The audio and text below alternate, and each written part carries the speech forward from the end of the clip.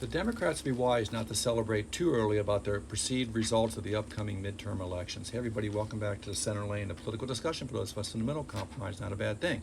The Democrats would be very wise right now to not celebrate too early and make assumptions about the results of the upcoming midterm elections. There is some headwinds, and you need to start reading the tea leaves.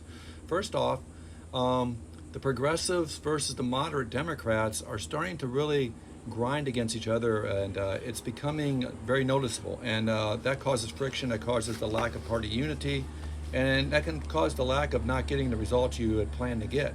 For example, in New York, there was 3 blue Democratic seats there already, but they were doing their primaries to see who was going to be the nominee for each one, and the progressives won across the board. They've knocked out a couple of central type moderate Democrats out. Now it's New York City, so you got to take that with a grain of salt, because the Democrat moderates have had some success in other areas as well, like Tellerico over there in Texas, and then I believe the governor of, I want to say it's not Virginia, I'm sorry, there's been some results that have been favorable to the moderate portion of the Democratic wing, but what it's showing really is that there's a lot of unity factors starting to become into question. Now the Republicans got the same problem, man. They got these hard right MAGA people, and they got some moderate Republicans, and you just saw what happened in the last set of elections where Cassidy got booted out. Cornyn in Texas got booted out by a really, particularly in Texas with Paxton being their nominee. He has a real good chance of losing to a more moderate, centrist type Democrat in Tellerico. So we'll see. So it burns both ways, but I think that making assumptions that just because it's always been this way, or just because people don't like Trump, they're going to vote for me. Here's the problem. Like some of these people that won in New York, the internet's it's a hell of a thing. You post something. I post this today, and 5 years from now I say something that offends somebody, they can pull it back up and show the world. For example, one of the candidates there, I don't remember her name, doesn't matter, posted in 2019 that she was in a restaurant and she couldn't find anything to wipe her hands off, so she went and used the American flag, something like that. Okay, look, man, that's you just gave a gift to the Republicans Party, to the Republicans across the whole nation, really, because every candidate who's running against, Democrat, Republican candidates, Republicans going to pull that up and stick that right in the top of they're going to put that in a banner. You want to vote for this party? Look what they just said about the flag. And the same thing goes with on the Republican side. Some of these guys have said some really, go to True Social, and Democrats can pick a handful, barrel full of things that Trump has said, like I love inflation and people don't care about housing and things. Those things they're gold. If you're running a campaign, but you don't want to help the other side with stuff like that.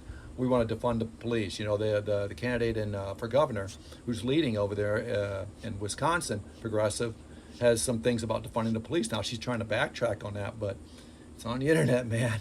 You know what I mean? You can pull it up anytime, and that's what they're going to do. So, again, I would say the Democrats only need to flip 3 seats to get the House and 4 seats to get the Senate. The House looks like it's inside. The Senate, that's probably a little bit tougher. But for them to even get either one, they got to just realize that, I think, and of course, this is a center lane. I'm a centrist. You have to appeal to more people than just your base. When you come across, some progressives come across as college professors living in a insulated lifestyle when they're tenured into their university and say whatever they want, and that alienates a lot of the people that don't relate to that, and then calling people MAGA, like all MAGNAs are stupid, and then it works on the other side too with Republicans are saying like, oh, all the libtards and the Democrats, like Trump likes to say.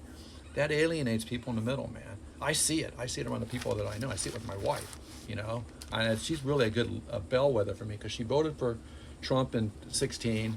She voted for Biden in 2020. In 2024, she couldn't vote for Trump again, and she couldn't vote for Kamala, so she just left the president thing empty. So, there's people out there like her, that are very, she'd be welcomed into the Democratic Party or vote for a Democratic candidate if it was somebody that was, I thought when it came close to her values. And same goes the other way, but when she gets turned off by things too, and there's a lot of people like her, and I use her, she doesn't know if I'm using her as my bellwether, but there's a lot of people like her out there. If the Democrats want to do well, you got to get those people. They're available.